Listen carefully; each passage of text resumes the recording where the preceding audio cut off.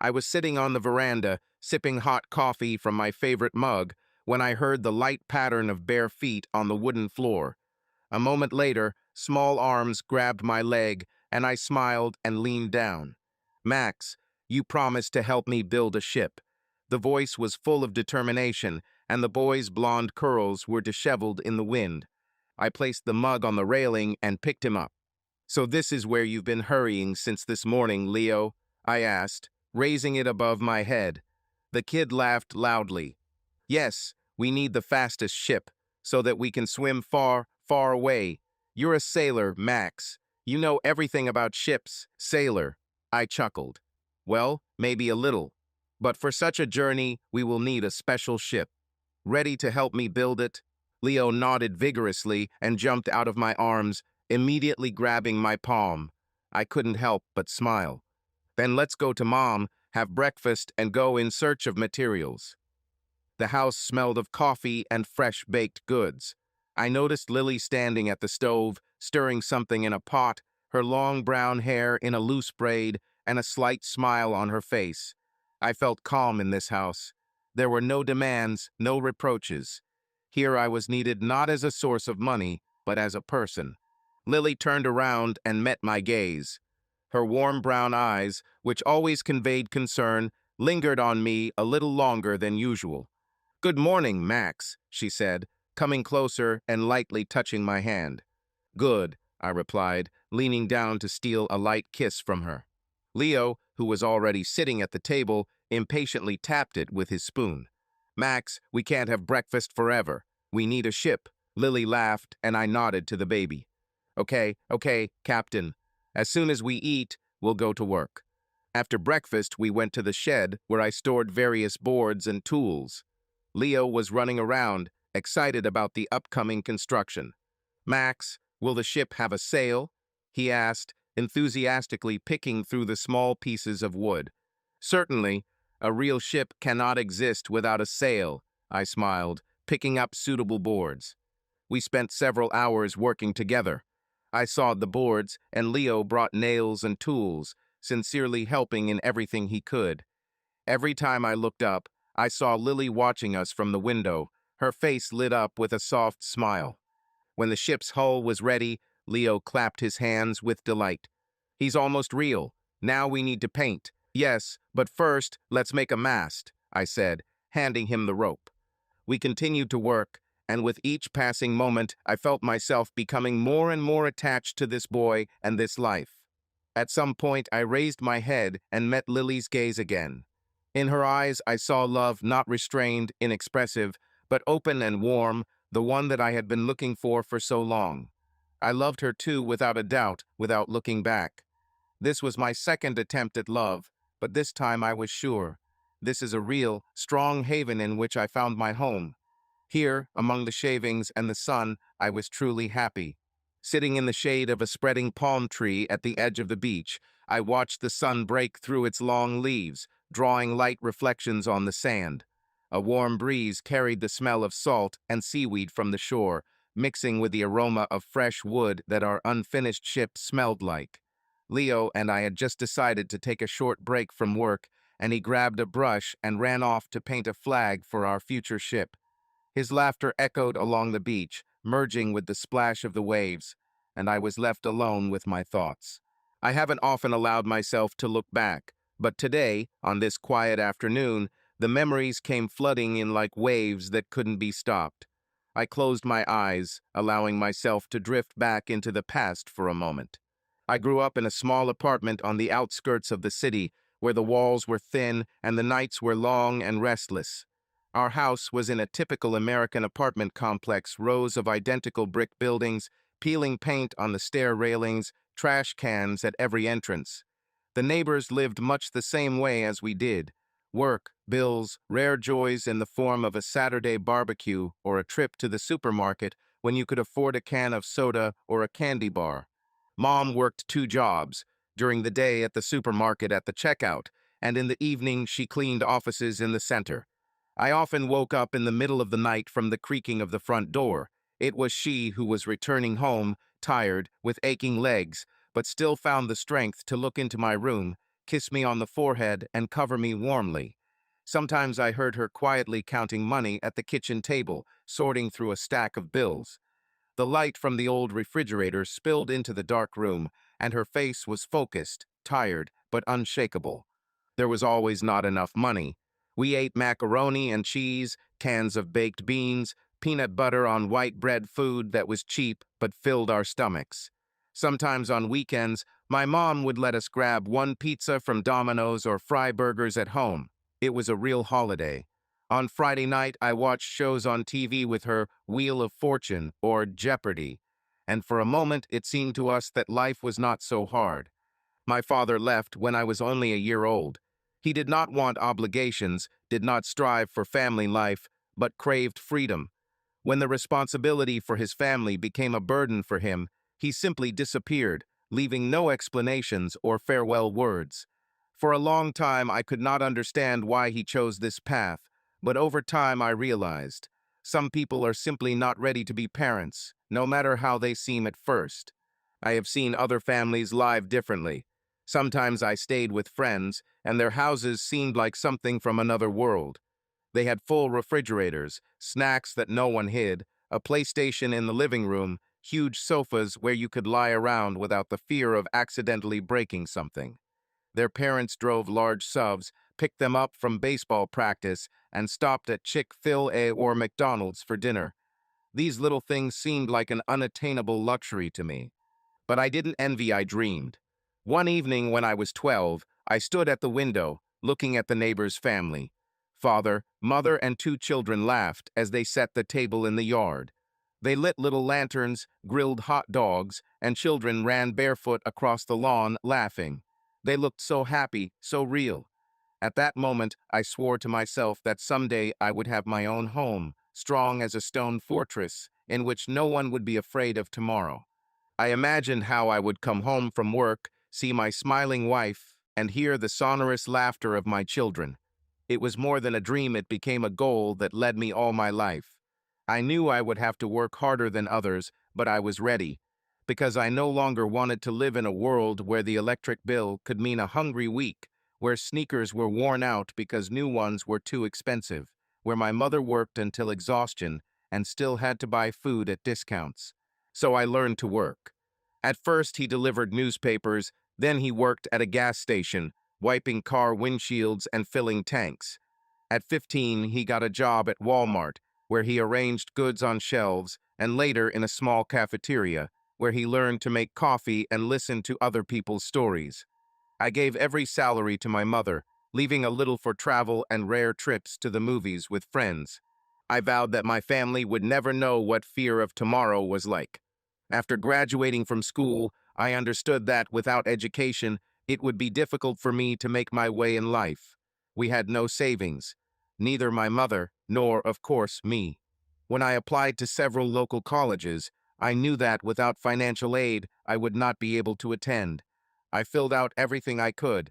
FAFSA for federal aid, grants, scholarships. I was lucky enough to receive some financial aid and was able to take out a student loan. It was scary, tying yourself up with debts when you don't even know how to repay them. But I understood that without this choice, I had no future. I moved from my hometown of Elm Ridge to a larger downtown, Bridgetor, where the state university was located. I chose a practical college, since studying here was cheaper than in prestigious institutions. I couldn't afford campus housing, so I rented a tiny apartment on the outskirts, in a complex where the walls were as thin as when I was a kid and the neighbors weren't always sober. I went to classes during the day and worked in the evenings. At first, I got a job at a gas station. I carried boxes, washed car windows, and sometimes replaced cashiers. It was a tedious job, but I was paid minimum wage and every cent mattered. A couple of months later, I found another part-time job in a cafe where I fried burgers and washed dishes. Sometimes, when random opportunities arose, I worked part-time at a construction site unloading trucks, helping paint fences, carrying bricks. These night shifts were hard for me. I returned home at 2 or 3 in the morning, collapsed on my creaky bed, and a few hours later got up again to study.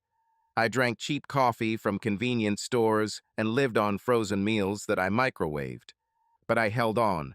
Every month I saved a little money for a ticket home, trying to visit my mother in Elm Ridge as often as possible.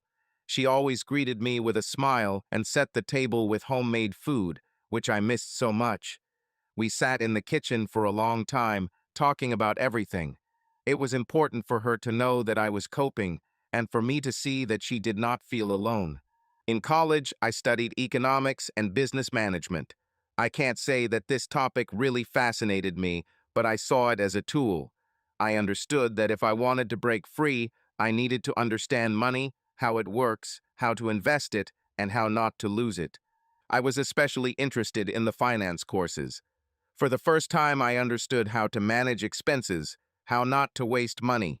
One of the professors once told us, "The main rule of money is to work for yourself and not for other people's dreams."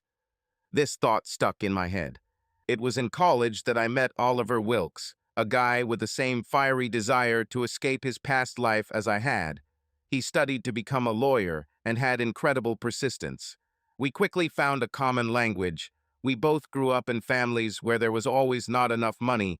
We both understood that we could only count on ourselves. We sat for a long time in the library, discussing not only lectures, but also the future, what it should be like in order to finally give us freedom. Oliver wanted to become a lawyer to defend people like us, those who are often overlooked by the system. I saw in him not just a friend, but a kindred spirit, someone who, like me, was ready to fight for his place in the sun. After graduating from college, I knew I needed to find a stable job. The diploma gave me some opportunities, but without connections and experience, I could not count on good offers. I ended up getting a job at a small construction company. It was hard physical work. I carried materials, hammered nails, and dug trenches. But I didn't complain. I knew that this was just a step up for me. I observed processes, listened to conversations between the foreman and clients, and studied how estimates were drawn up and projects were planned. A year later, I was promoted to foreman. Now I was responsible for a small team of workers, monitoring the schedule, distributing tasks. This was the first time I felt that I could manage people and be responsible for them. One day, Oliver asked me to help his uncle, Richard Wilkes, renovate his kitchen. The work was not difficult, but it required care and precision. I agreed, found two more guys from the brigade, and we got down to business together. This was my first experience of running a project on my own. I personally purchased materials, calculated the budget, and monitored deadlines. In the process, we encountered problems. The walls were crooked, the pipes needed replacing. Mr. Richard wanted to make changes at the last minute. But we managed. When the work was completed, he was delighted. He and his wife recommended us to their friends, and a couple of weeks later, they called me with a new order. Then I realized that I could work for myself. I took out a small loan and officially registered my business. The first months were hell. I worked not only with my hands, but also with my head. I had to do my own accounting, advertising, and finding clients. I posted advertisements at bus stops, created pages on social networks, and negotiated discounts on materials with local stores. My day looked like this. 6 a.m. Get up, plan work. 7 a.m. to 6 p.m. work on site. 6 p.m. to 10 p.m. meetings with clients, calculations, orders of materials. 10 p.m. to 12 a.m. paperwork, marketing, accounting. I put everything into it. I didn't allow myself to retreat. Gradually, new orders began to arrive.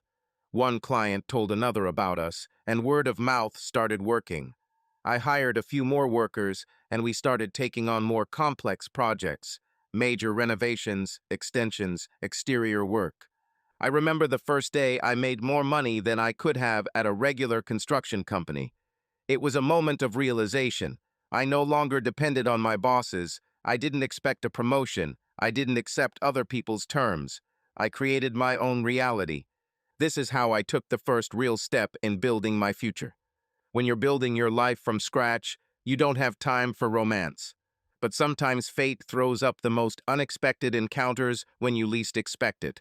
That day, I was working at the home of a woman named Lorraine Miller. It was an old family mansion that needed a complete overhaul. Creaky wood floors, cracked paint on the walls, outdated plumbing. Lorraine was a widow and decided to put the house in order.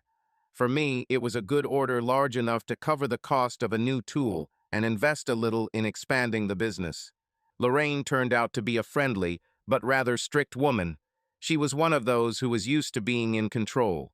Every day she appeared at the construction site in the most unexpected places. She could simply appear behind me when I was installing a new door, or silently watch as I sanded the floors. Her gaze was attentive, appraising, but without arrogance. One afternoon, as I was finishing tiling the bathroom, a guest appeared in the house. I heard the front door slam, and then I heard a woman's light laughter. "Mom, you are as always," sounded a voice filled with warmth and slight reproach. I turned around and saw a young woman standing in the living room, hugging Lorraine. She had long dark hair, jeans, and a light sweater. Before I could say anything, another voice came from the corridor.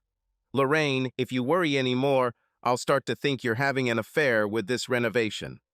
Another girl entered the house just as young, but with lighter hair and a lively look. It was Isabella, Charlotte's friend. In her hands, she was holding a paper bag, from which came the smell of fresh baked goods, apparently from a local cafe. "Charlotte, dear, you know me." Lorraine laughed. "I just want everything to be perfect." I turned my gaze back to the tiles, trying to concentrate on my work. I'm used to clients bringing guests. Sometimes they were friends, sometimes relatives who wanted to see how the renovation was going. Usually, they did not pay attention to me, perceiving me as part of the interior, a guy in work clothes covered with construction dust. But after a couple of seconds, I felt someone's gaze. Raising my head, I met Isabella's eyes. She clearly didn't expect to see me here. "Oh, sorry, I didn't notice you," she said, slightly embarrassed. "It's okay," I replied, standing up. "I'm just doing my job." Isabella smiled. It was that same smile that instantly puts you at ease with a person. "So, you are the same master that Charlotte's mother spoke so colorfully about?" she asked, crossing her arms over her chest. I chuckled. Lorraine shook her head and took the bag of baked goods from Isabella. Isabella smiled and put another small box and 2 cups of coffee on the table. "This is for you and your workers," she said, nodding in my direction. "I think a little break and something tasty wouldn't hurt." "He's doing a great job, honey. Will you stay for tea, or are you busy?" Charlotte looked at Isabella, who shrugged, and after a second the girl looked at me again. "I think I'll stay." She smiled again, and I suddenly realized that this day could be remembered not only by good work, but also by something more. After half an hour, I took a break to go outside and stretch my back. Lorraine's house was in a good neighborhood, not upscale, but cozy, with spacious houses, manicured lawns, and tall trees along the road. I leaned against the back of my truck, lit a cigarette, and looked toward the house. Isabella stood on the porch, holding a cup of coffee in her hands and watching me. "Do you always work so fast?" she asked, going down the steps. "I'm trying," I shrugged. "I would like to finish the project on time. There is always little time, but a lot of work." She took a sip of coffee and frowned slightly. "Lorraine told us that you started your business from scratch. This is true." I nodded. "Something like this. After college, I worked in a construction company, then took on several private orders, and then I realized that I could work for myself. Since then, I've been spinning everything myself." "Impressive," she said sincerely. "Nowadays, few people really achieve something without someone's help." I chuckled. "Believe me, I had no help. All I have is work and perseverance." She was silent for a second, then looked at me a little more carefully. "Do you like what you do?" I thought about it. "I like the job. I like to build, repair, and see the results of my efforts. I like to see how houses change, how something new comes out of something old and dilapidated. In the future, buy and furnish your own home." She smiled. This conversation lasted only a few minutes, but it left me feeling as if something new had just appeared in my life. A feeling I didn't expect. The next day, when I returned to work, I found myself waiting for Isabella to appear. I couldn't wait to hear her voice again, to see her smile. The next day, I decided to meet with Oliver. We hadn't seen each other for several months, and I wanted to know how things were going with him. Besides, he was local, and I wondered if he knew anything about Isabella. Oliver worked as a lawyer at the small but respected law firm of Hunt and Partners. Ever since college, he had dreamed of becoming a lawyer, and although his business was going well, he often complained that he spent too much time in the office. When I called him, he, without hesitation, suggested meeting at Jacob's Bar, a cozy establishment not far from his work. It was a typical place where lawyers, brokers, and other office workers flocked after a long day to relax with a glass of whiskey or beer. I arrived a little earlier and took a table by the window.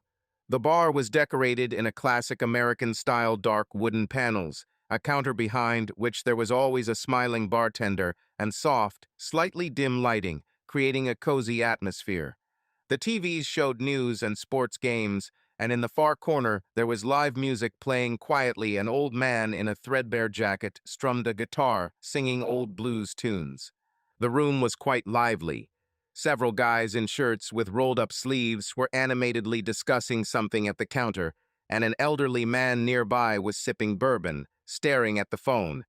In another corner sat a group of girls, laughing at something on the phone of one of them.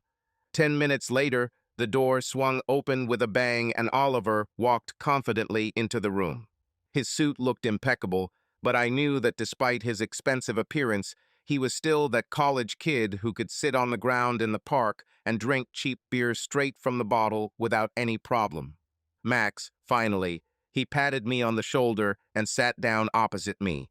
"How are you, buddy? Still up to your neck in work?" I chuckled. "As you can see, I work tirelessly.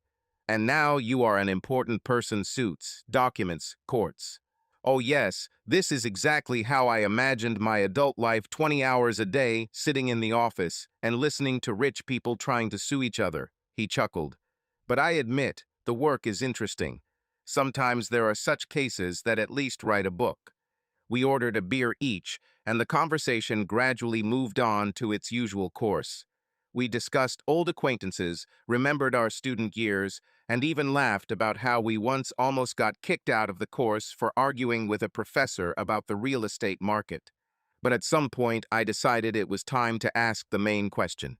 Talking about Isabella. "Listen, Oliver, do you happen to know a girl named Isabella, friend of Charlotte Miller?" he thought, twirling the edge of the napkin around his finger. "Isabella. Yes, I think I know who you're talking about.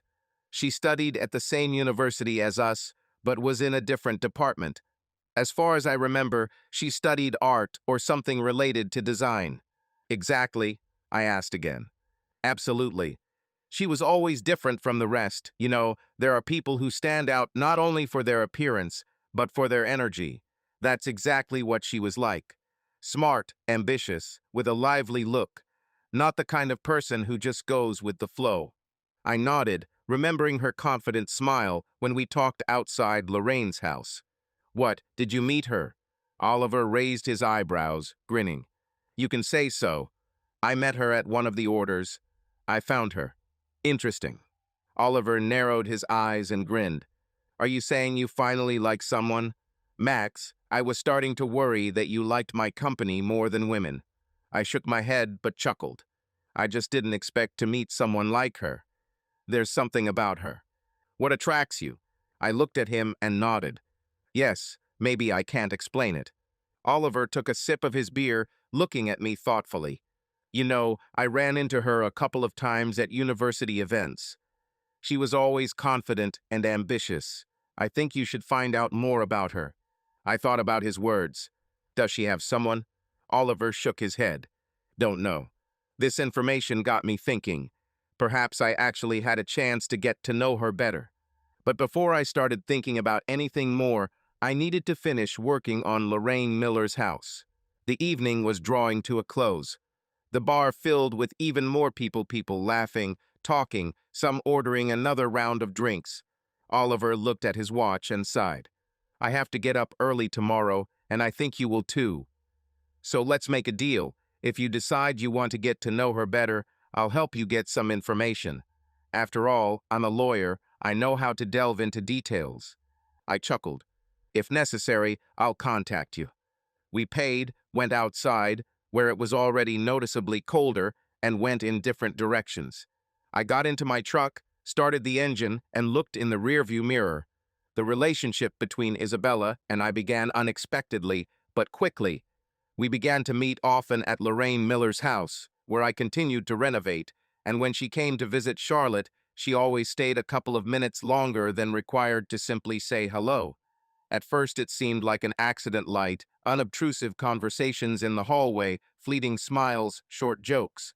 But gradually it became clear that there was a tangible spark between us. She wasn't the kind of girl who flirted or played hard to get. On the contrary, there was always confidence in her gaze. When she asked how work was going, it seemed to me that she was really interested in the answer. I felt it in every cell of my body. Her presence changed my day. Our first real date happened spontaneously. It was a normal working day. I was finishing laying the hardwood floor in Lorraine's living room when Isabella appeared at the door again. "Max, do you have plans for the evening?" she asked, smiling as if she already knew what I would answer. I looked at her, surprised. "Only if they include dinner and good company," I grinned, leaning on the hammer. She laughed. "Then great. I know one place. Meet me at 7. I nodded, feeling a strange excitement that I hadn't felt in a long time. In the evening, I arrived at a small Italian restaurant by the river that she had chosen. It was a cozy place with an open terrace, small tables covered with white tablecloths and flickering candlelight. The air was filled with the aromas of fresh pasta, olive oil, and red wine. Somewhere in the corner, a musician was playing the violin, creating an atmosphere of lightness and comfort. When Isabella entered, I noticed the waiter's gazes linger on her for a second.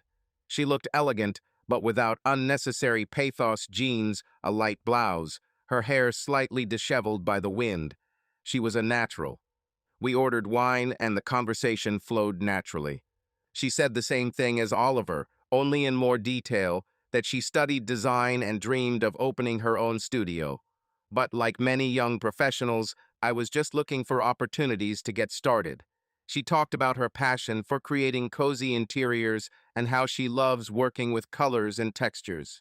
"I've always been attracted to the idea of making home a place where you want to come back," she said, looking at me over her glass. I chuckled. "You and I are doing almost the same thing. I create houses, and you make them beautiful." She nodded. "Perhaps someday we will work together." I felt like those words left something more than just a joke in the air. I told her about my journey, about how I built a business from scratch, how I carried bricks, spent nights counting estimates, closing loans, fearing that I wouldn't be able to handle it. How I learned not only to build houses, but also to manage people. She listened carefully, and for the first time in a long time, I felt that I could speak honestly, without hiding any difficulties or fears.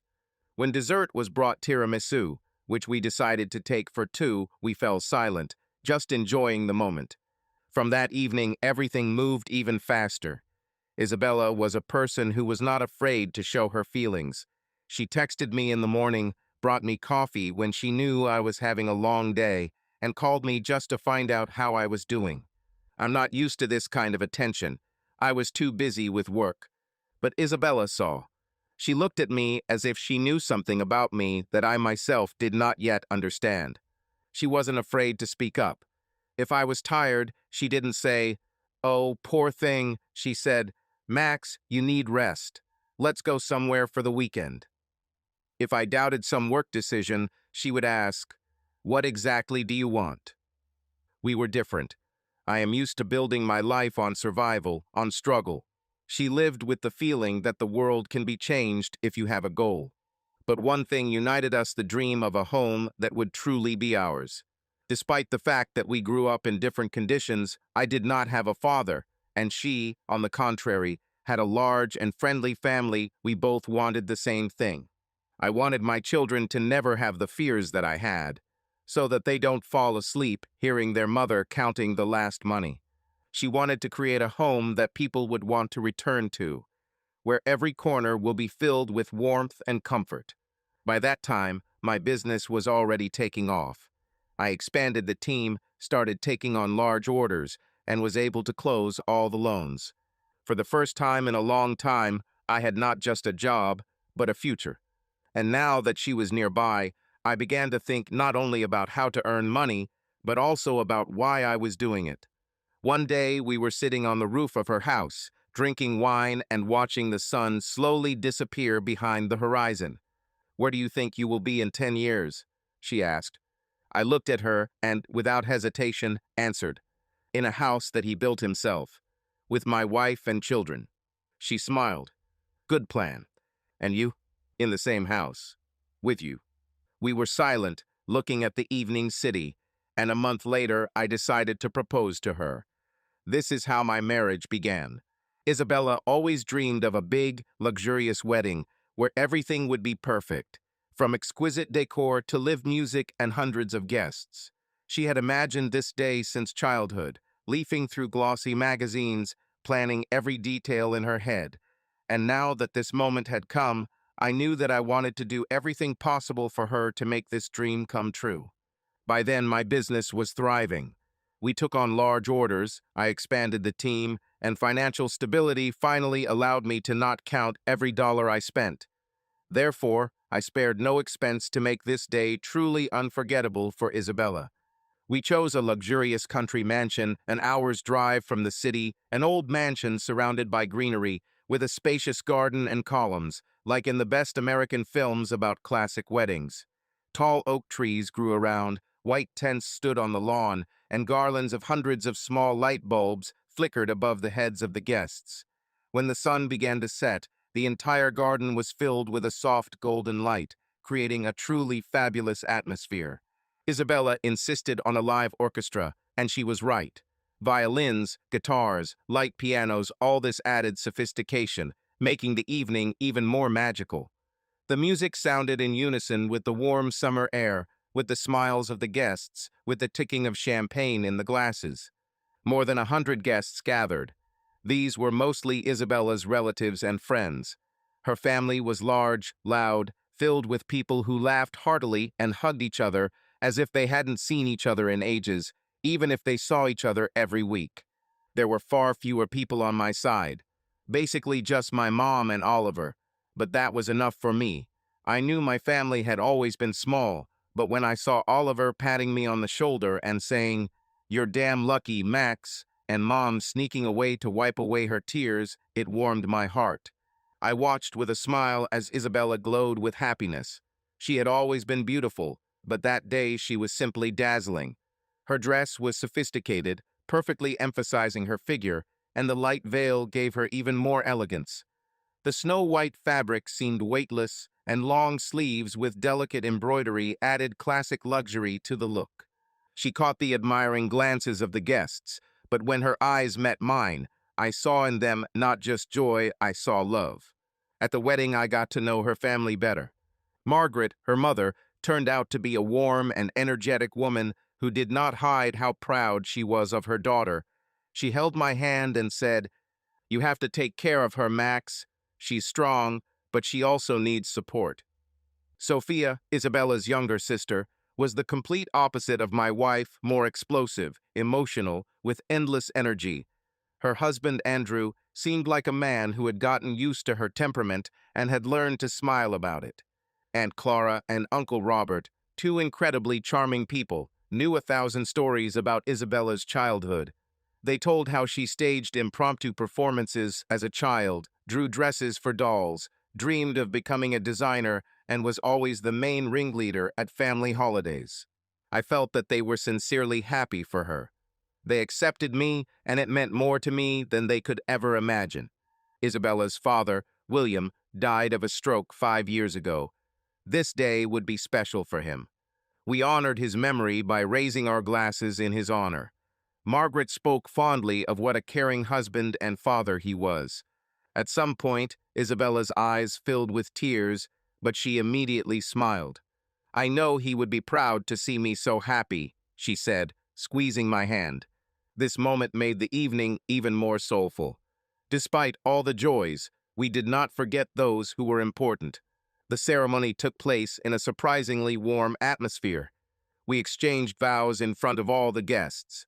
I remember how her fingers trembled when she put the ring on me, how her voice trembled slightly when she said the words. "You have become my home, and I promise to be yours. I swear I have never been so calm and confident in my decision." After the official part, we moved on to the first dance. It was a moment when the whole world seemed to freeze. We moved to the sounds of "Can't Help Falling in Love," and I felt her fingers squeezing mine, her breathing even and calm. I don't remember how long this dance lasted. Maybe a minute, maybe forever. But I wanted this moment to last forever. Fun, toasts, and a long evening. After the dance, dinner began and the fun continued. We laughed, raised our glasses, took pictures, ate cake, and just enjoyed the moment. At some point, Oliver came up to me, holding a glass of whiskey in his hands. "You know, Max, I'm not surprised that you were able to build a business, but I'm surprised that you were able to find a woman who makes you smile the way you smile now." I laughed. "You know, Oliver, sometimes the right things happen not because you were looking for them, but because you were ready for them." He nodded, patted me on the shoulder, and walked away, leaving me in a circle of happy people. The night lasted a long time. We danced, sang, and had fun. The aroma of flowers and expensive wine was in the air. The laughter of the guests mixed with the music, and the sky was strewn with stars. After the wedding, our life together began, and everything seemed truly new, even though we already knew each other quite well. Isabella always dreamed of a spacious house with enough space for her family, guests, and in the future for children. I knew how important this was to her, so when we started looking for a place to live, I wanted it to be her dream home. We chose a spacious mansion in one of the quiet suburbs, where the houses were not too close to each other and the streets were surrounded by greenery. I liked that there was no noise of the big city here, that the morning began with the singing of birds and not with the horns of cars. The house had 4 bedrooms, a large kitchen with marble countertops, and a cozy living room with a fireplace, where you could gather friends and have long family evenings. Isabella enthusiastically took on the interior design. This was her element. She chose furniture, selected fabrics, and experimented with colors. Her style was impeccable, sophisticated yet cozy.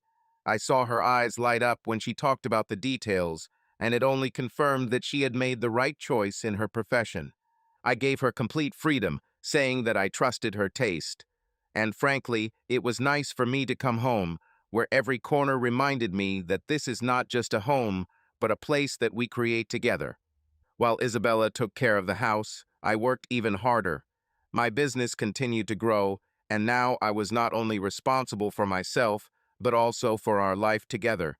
I knew I had to provide stability, give her the life she dreamed of. I began to take large orders, opened another construction team, and invested in new equipment. It meant long work days, but I didn't mind that. I was used to working, I was used to being tired, but now it felt different. Despite my workload, the most pleasant thing about all this was our closeness. Isabella was not just my wife, she was my support, my motivation. She often repeated that I was the best man she could meet, that I was a hard worker and a strong person. She always knew when I needed rest, when I needed moral support, and when just silence. I returned home late, tired, sometimes exhausted, but her smile instantly relieved all the stress. "How was your day, Max?" These simple words, spoken sincerely, meant more to me than any compliments. She didn't just ask, she actually listened. Every night she gave me the passion I could only dream of. Her touch, her look, her voice, everything about her drove me crazy. She was not afraid to talk about her feelings. She was not afraid to show how good she was with me. It gave me strength. I knew that everything I did was not in vain. Our nights were hot, our mornings were warm.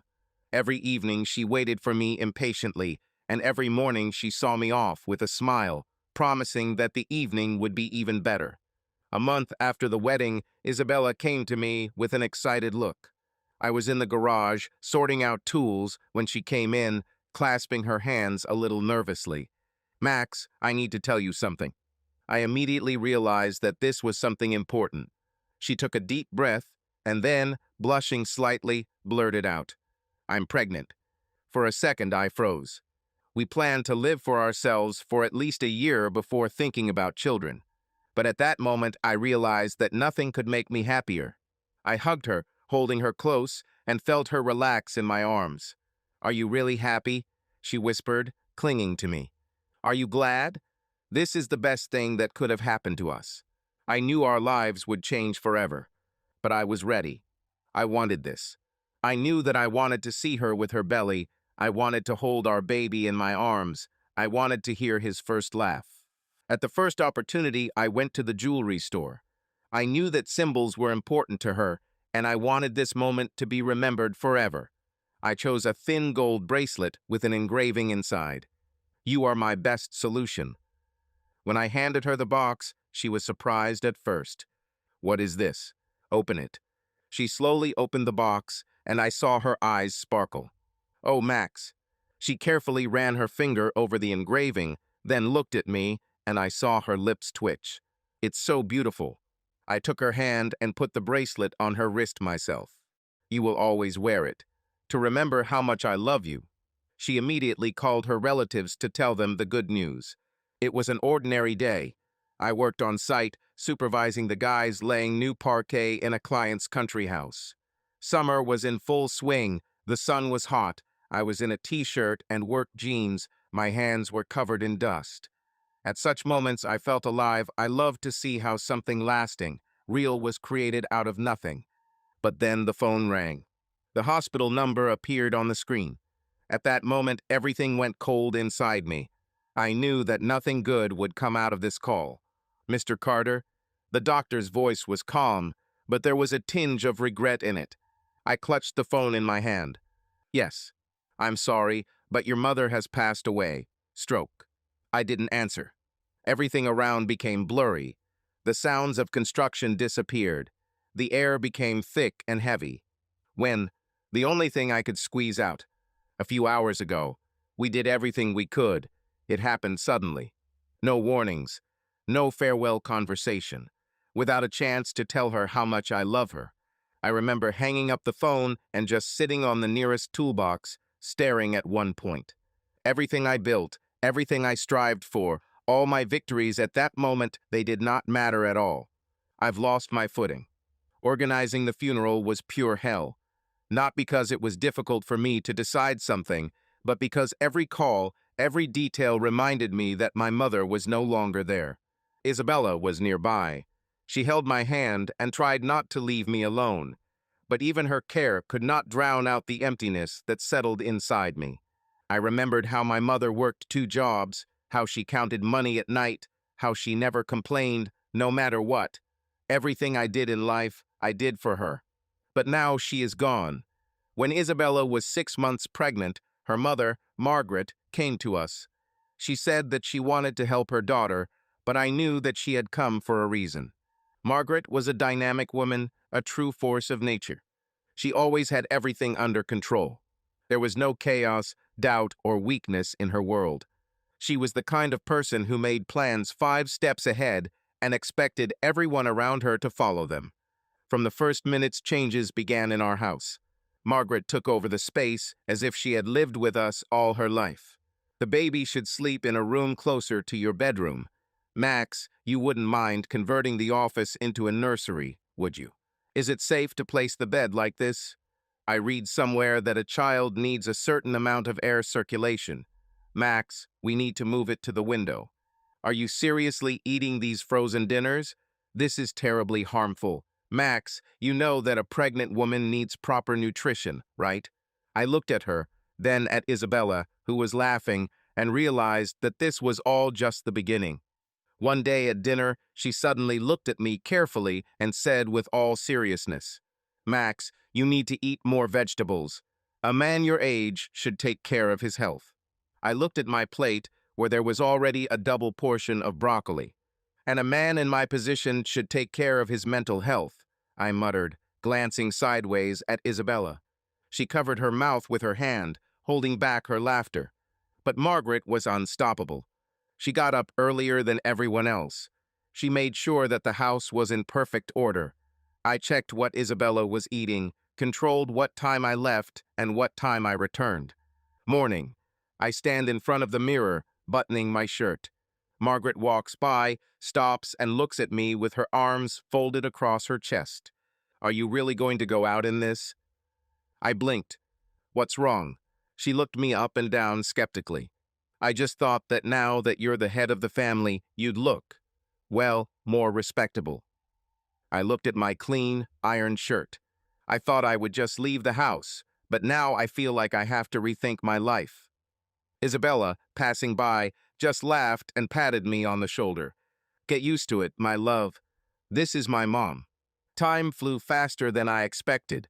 It seemed like just yesterday that Isabella had excitedly told me she was pregnant, and now I was standing in the room holding our son, little Chris, in my arms. I looked at his tiny face, at the tiny fingers that were squeezing my thumb, and I couldn't believe that this little man was my flesh and blood. I always thought I was ready for fatherhood. I grew up without a father, and from childhood, I knew that my children would never experience what I had to endure. I will do everything to make them feel safe, to know that their father is nearby, that their home is a fortress in which they can be happy. 2 years later, our daughter, Emily, was born. When I first held her in my arms, I realized that a person's heart can expand endlessly, accommodating more and more love. Isabella plunged headlong into motherhood. She had changed. She no longer cared about the career and professional ambitions that she once spoke about with such fire in her eyes. I thought I'd go back to work, but it doesn't seem important to me anymore, she said one evening as we sat on the porch, watching Chris fall asleep in the stroller. Are you sure? I asked. Absolutely. Now my place is here, with them, with you, especially since you handle the finances for our family so well. I didn't mind. I loved seeing what a caring mother she became. Our house was filled with children's laughter, toys, and the smell of vanilla candles and freshly baked cookies. But soon I began to feel that something was wrong. When Emily was born, Margaret decided to stay with us longer. Isabella needs help with her 2 children, Max. This is not up for debate, she said, as if we had no say at all. I tried to argue, but it was no use. At first, it seemed logical. The first months with 2 children were indeed difficult. But then the months turned into a year, and I realized that Margaret was not going to leave. But even Margaret wasn't the biggest surprise. One evening when I returned from work, there were suitcases in the house.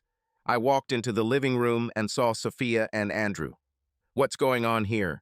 I asked, slowly entering the room. Isabella looked at me with the same look that I already knew well. We have to help them, Max, she said. This is a family.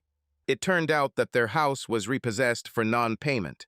They lived on credit for years, did not pay bills, did not work, hoping that everything would somehow be resolved. Now it was up to us to decide. Sophia and Andrew moved into one of the guest bedrooms, rearranged the living room furniture, stocked the pantry with extra food, and their water and electric bills doubled. But it didn't end there either. A couple of months later, Frank appeared at the door. Max, I have a brilliant business idea, he exclaimed at dinner, waving some kind of paper covered in writing. I sighed heavily. This was Frank's third brilliant idea in the last 2 years. The previous 2 ended with the money simply disappearing and explanations being vague. Invest just $10,000, and in 6 months we will double the amount, he continued enthusiastically. I looked at Isabella. She looked at me with that same look. We have to help, Max, she said calmly. This is a family. I closed my eyes and took a deep breath. I began to feel like I was losing control of my own life. My home was no longer mine. Now every day there was endless movement in my house. Margaret prepared breakfasts, dinners, discussed everything from politics to how to properly run my business. Sophia sat in the living room, scrolling through social media and complaining that the world is unfair. Andrew promised to find a job, but somehow was in no hurry to do so. Frank kept coming up with new, brilliant ideas that required investment. I came home and didn't feel like this was my home. I couldn't sit quietly in a chair because there was always someone in the living room. I couldn't make myself coffee in the morning because the kitchen had long ceased to be my territory. I couldn't say no because every time I heard the same thing. This is family. Gradually, the children began to turn from cute angels into little racketeers who do not need their father's attention, but only financial support for their million-dollar demands. Chris declared, "Dad, I need a new motorcycle. I can't ride this bucket." Emily didn't lag behind. "I want a trip to Europe with my friends. Everyone has already been there, but I haven't." Every day there was a new "I want." The latest iPhone, designer clothes, private trainers, personal lessons, vacation trips. They no longer asked, they demanded, and it seemed that their appetites were growing every week. But perhaps the most offensive thing was that no one from this entire family ever asked what I wanted. Perhaps I should have stopped all this then, not been a weakling, put everything in its place. But then it would have meant complete defeat, divorce. The children would have remained with Isabella 100%, since she indulged all their whims and was only the one who spoiled their paradise with her eternal fatigue and lack of mood. Finances would also have to be divided in half, as well as alimony for the children and payments to Isabella, whom I so naively loved. My male ego couldn't stand it. It would be a complete collapse. Maybe that's why my naive brain and love so blindly continued to believe in a big and happy family. I've always known that people change over time. Life hardens, circumstances put pressure, habits take root. But I never thought that one day I would look back and not recognize my own wife. Once upon a time, Isabella was the very woman with whom I dreamed of spending my whole life. Kind, attentive, warm. She greeted me with a smile, with hugs, with a warm dinner, even if she was tired during the day. She looked at me with love, with admiration, as if I was a person she could rely on. And I really was like that. I solved all the questions and even more. But over time, something changed. No, not right away. It happened slowly, like drops of water that wear away a stone over the years. At first, I didn't notice. I thought that these were temporary difficulties, fatigue, children, everyday life. But then I started to see. Isabella has changed. She turned into her mother. I once thought Margaret was a temporary phenomenon. I was wrong. She didn't just stay in our house, she took up residence in Isabella's head. Tone, intonation, claims everything became hers. "Why are you so late again? Do you ever go home? I'm tired, I've been with the children all day, and all you know is that you're working." If earlier she appreciated my efforts and, on the contrary, said that this was all very important, thank you for everything, now she took them for granted. No, of course I understand. Marriage is not an eternal honeymoon. These are not constant declarations of love and passionate nights. This is routine, compromises, mutual assistance. But I didn't think that mutual assistance would turn into one-way traffic. I work 12, 14 hours a day to maintain this house, pay the bills, and provide comfort. And she just complained. If in the first years our nights were full-blooded, hot, real, now the bedroom has turned into Antarctica. Once upon a time, she reached out to me, kissed me, whispered words that made my blood boil. Now there was only silence and cold in the bedroom. I'm tired. The children are exhausted. Let's not today. And not today became forever. We still slept in the same bed, but it was as if an invisible wall had grown between us. "Well, maybe we can just hug," I once suggested. She looked at me like I was an idiot and said, "Max, I'm hot." The woman who had previously been looking for an excuse to cuddle up to me was now looking for a reason to stay away. I even began to doubt whether I was breathing something deadly in my sleep. Maybe I snore. I asked Oliver one day when we were sitting at the bar. "No, brother," he grinned. "You're just married. Although, after a couple of unsuccessful attempts to build a family, I realized that everything is fair. I give money, they give sex. The economy is pure water without illusions. It's just that the investment doesn't pay off." "It's just that my investments aren't paying off," I said. We both laughed, but I knew there was some truth to it. Isabella and I became like neighbors who live in the same apartment but lead different lives. "How was your day?" I asked one evening. "Ordinary." And silence. I looked at her and tried to understand what happened. How did a woman who once sparkled with joy turn into a person who could barely look me in the eye? How did we stop being a team? Our evenings began to feel like a repeating scenario. What's left?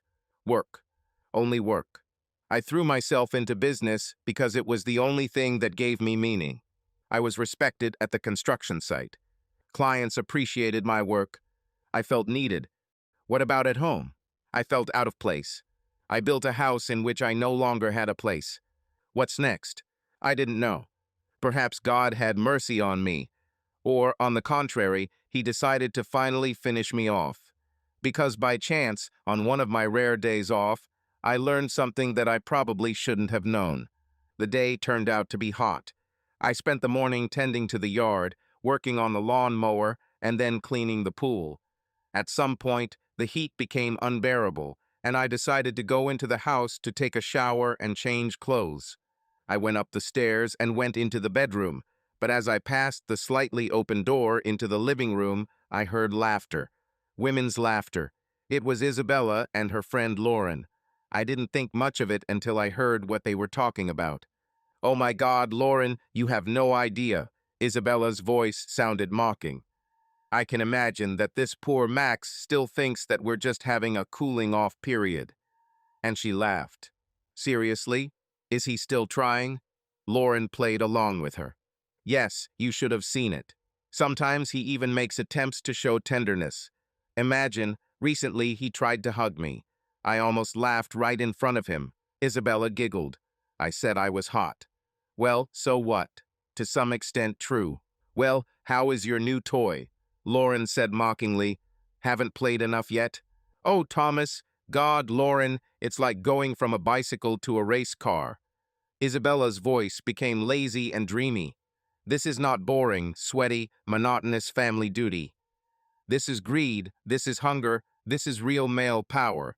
He doesn't just try, he makes me forget how to breathe." "What's the difference?" Lauren chuckled. "Difference?" Isabella snorted. "For example, in the fact that he has a body like that of a predator, strong, hardy, tough. When he leans on me, when he presses me, I feel that there is a beast under me. Not some." She grinned, shaking her head dismissively. "Not like Max." Something cold squeezed my chest. "Are you seriously comparing him to him?" Lauren giggled. "Oh, I'm not even comparing, I just realized how faded everything was before. With Max, it's boring, monotonous, without fire. No taste. Everything was done according to the clock, according to the rules, without the slightest spark. And Thomas, he tears me up. He does it the way a real man should do it. Honestly, Lauren, I don't understand how I could have been content with measly crumbs for so many years. But you know, I did everything right. Back when I first saw him at Charlotte's house, I told my mother about him. She said, 'Take a closer look, Isabella. A man with such perseverance and hard work can provide for you. And love, it can always be found on the side.' And I did the right thing. I closed my eyes. The whole world narrowed to this room and her words. "And your poor cuckold hasn't guessed anything yet?" Lauren asked with a grin. "There's not even a hint." Isabella laughed. "He comes home from work, tired, empty, miserable.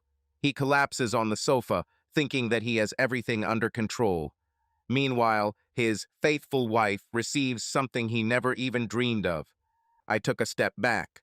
My heart was beating so hard that it seemed like it could be heard. I was betrayed. But the worst thing was the realization that for Isabella, this was not something serious from the very beginning of our relationship. It was fun. It's funny. Nothing personal, just a husband who is too busy to notice that someone else has long taken his place in bed. And I suddenly realized this woman with whom I lived for so many years, whom I provided for whom I worked, raised children, this woman never loved me. She was just waiting for the moment when I would become naive and comfortable. Perhaps I was damn naive. Perhaps for too long I played the role of a convenient husband who doesn't ask unnecessary questions. But at that moment, when all the pieces of the puzzle came together into a single picture, it dawned on me. It was not just a click in the head, It was an explosion, scattering into thousands of sparks of rage, disappointment, and cold realization. I could no longer remain that guy who is called comfortable behind my back. The one who pays the bills while his wife explores her sensuality with some tanned fitness instructor. For those who think that family life is a partnership and not endless coverage of other people's loans. It's time. It's time to stop being a free ATM with a free repair feature. It's time to regain your dignity and respect. The decision came instantly. Lauren didn't even need to explain anything. Her conversation with Lorraine said it all. Her whole posture screamed, "Well, what are you going to do now, dear?" "Well then, darling, you'll see now." I didn't mean to throw a tantrum. I wasn't going to start a scandal in the spirit of a reality show with suitcases thrown out the window and shouts of, "I know everything," against the backdrop of a lover frozen in horror. It would be a banal, too predictable ending. No threats, no scenes, no assault, although the thought of punching someone flashed, not even just one. I simply decided to turn off the switch of their comfortable life. Money. That's what kept this structure afloat. Love, trust, a future together. Hell, who needs that when you have high-limit credit cards and paid vacations? I was not their husband and father, but their personal Federal Reserve Bank, and at that moment, the best thing I could do came to me. He went outside, took out his phone, and dialed a number. Charles Hendricks, one of my former clients, once said that if I ever needed a special service, I could call him. I once saved his construction site from disaster when the contractors screwed up the foundation, and he owed me. The phone rang twice before a deep, calm voice spoke. "Max, I haven't heard from you for a long time. What's happened?" "I need a little favor, Charlie," I said, trying to speak calmly. "I think you have the right people to solve one issue." Charles was silent for a couple of seconds, then chuckled briefly. "No problem. Give me a week. Everything will be done." I nodded, put the phone in my pocket, but didn't stop there. The next number on my list was Oliver. If anyone could help me understand the details of this dirty show, it was him. "Honestly, Mike, I'm sorry," he said after I told him the whole story. "But be honest, did this really come as a surprise to you? You know my opinion about women. Everything is fair. You give money, they give sex. It's just that you haven't had either the first or the second for a long time." I grinned, although inside I was clenching with anger and bitterness. Yes, I was stupid and completely blind, I admitted. But now it's time to take action. I think you can help me. Oliver was silent for a second, then said, "Certainly. Let's discuss the details." We sorted out everything that was required quickly and clearly. After a short goodbye, I turned off the phone. Part of the plan has already begun to be implemented.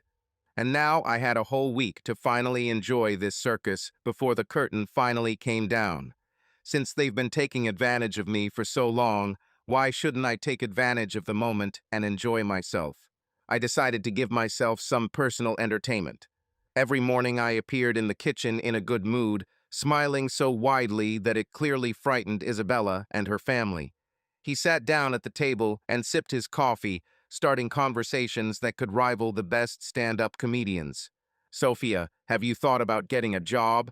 They say an excellent diner has opened in the city and they are hiring waiters.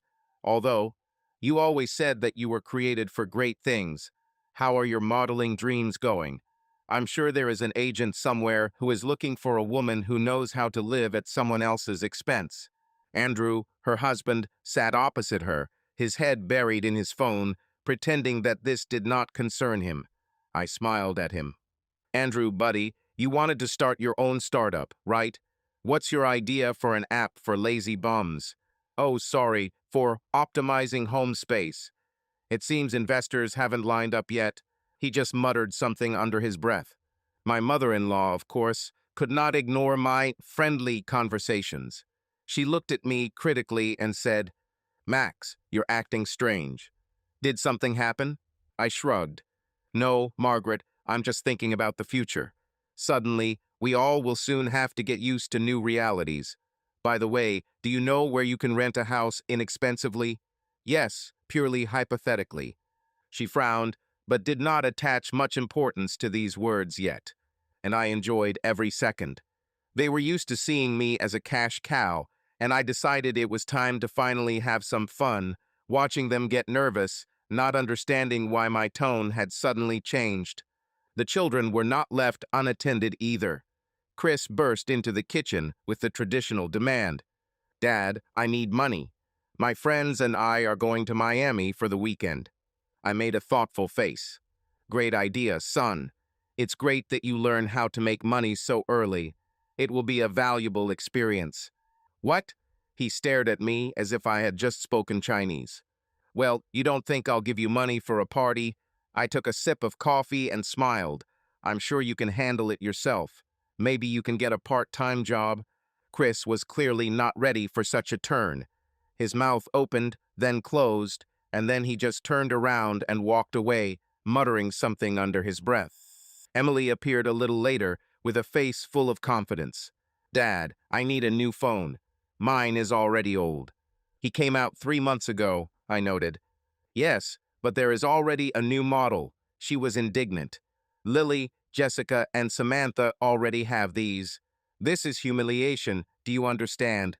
I thought for a couple of seconds and then nodded. You're right, honey. This is truly terrible. Do you know what we'll do? Take the catalog, choose any model, and put it on your gift list for next year. What? Emily lit up like fireworks. Dad, this is not serious. Well, I'm working seriously to pay for all your urgent needs, I smiled. Maybe now it's your turn. And that was just the beginning. On Monday, the first stop will be the bank. Fitness club, canceled. Favorite beauty salon, goodbye. Payment for a new BMW. Good luck finding a new sponsor. Credit cards, blocked. Joint account, closed. I decided to close access to the feeder. Everything was as easy as shelling pears. I even left a note on the kitchen table so they wouldn't have to rack their brains. Sorry, but your limit has been reached. The bank no longer issues loans without collateral. Your balance, $0. Good luck. I didn't care how they would react. Will it be a shock? Anger? Trying to call me sobbing and assuring me that I got it all wrong? Doesn't matter. The process itself was important. I turned off the phone and went to Oliver. He should have already had the documents ready to sell my business. When I entered his office, he was already waiting for me, papers laid out on the table. He looked at me over his glasses, folded his arms over his chest, and asked, "Are you sure?" 100%, I answered without hesitation.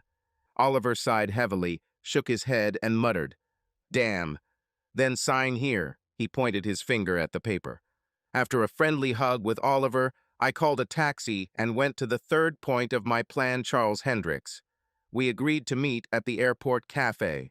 When I entered, he was already waiting for me at a table in the corner, calm as always. Without further ado, he silently handed me documents, my account numbers to which all my finances had already been transferred, and a plane ticket to Liberty Island. Everything is clean. No one will guess where you are or how you managed to deceive the system, he said, nodding at the papers. I took the envelope, feeling like a ton of weight had been lifted off my shoulders. Thank you, Charlie. It's not worth it, Max. You just finally did what you should have done a long time ago.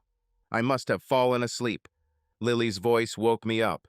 She stood in front of me, such a small, seemingly completely nondescript woman, but there was something dazzling about her. Not just beauty in the usual sense, but some kind of special, inexplicable attractiveness. For me, it was like a breath of fresh air after many years spent in a stuffy, musty room. Max, she said softly, Oliver has called you 3 times already. Maybe I should call him back. I propped myself up on my elbows, rubbed my face, and nodded. Yes, it's probably worth it. I looked at Lily and she smiled. We met in her cafe. Lily was the owner of a small but cozy place on the island, where I went on the first day after landing, just to drink coffee and catch my breath. Little did I know then that this chance visit would change my life. That evening, when the cafe was almost closing, we started talking. At first, just about trifles about the weather, about how long I planned to stay on the island. And then, as if something had broken, we told each other everything. She talked about the husband she lost in a car accident while she was pregnant, about how she raised her son alone, how hard it was for her, but she didn't give up. I talked about my past life, about betrayal, about how for a long time I felt like a stranger in my own home. After that, everything happened by itself. I went to the cafe more and more often. Then I began to linger and help with little things. And her son, little Leo, literally never left my side. We built sand forts on the beach, rode bicycles, and learned to race and swim. For the first time in a long time, I felt truly welcome. And one evening, when the three of us were watching some cartoons, I just stayed. We fell asleep on the sofa, and in the morning I woke up and realized that I didn't want to leave anymore. Lily and Eo were only happy. This is how our story began. I looked at her and wanted to take her to bed, but it was daytime, Leo was still awake, and I had to dial Oliver first. Lily, as if reading my thoughts, smiled even wider, handed me the phone and, laughing, ran to her son. But the call still needed to be made.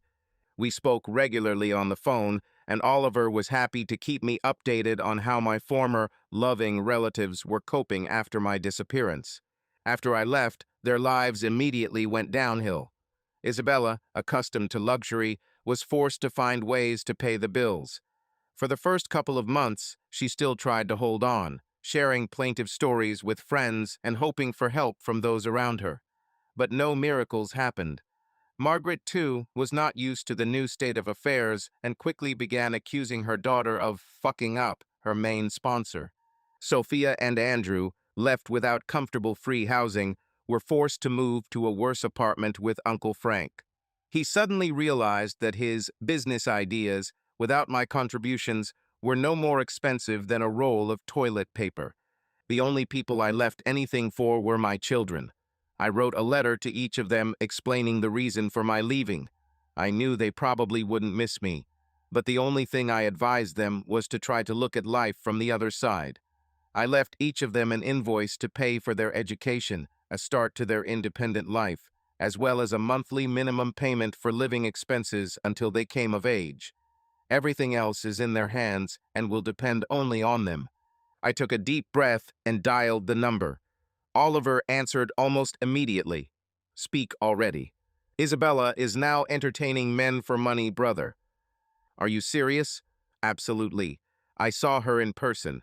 Short skirt, red lipstick, a look that says, I'm ready for anything. And you know what's funny?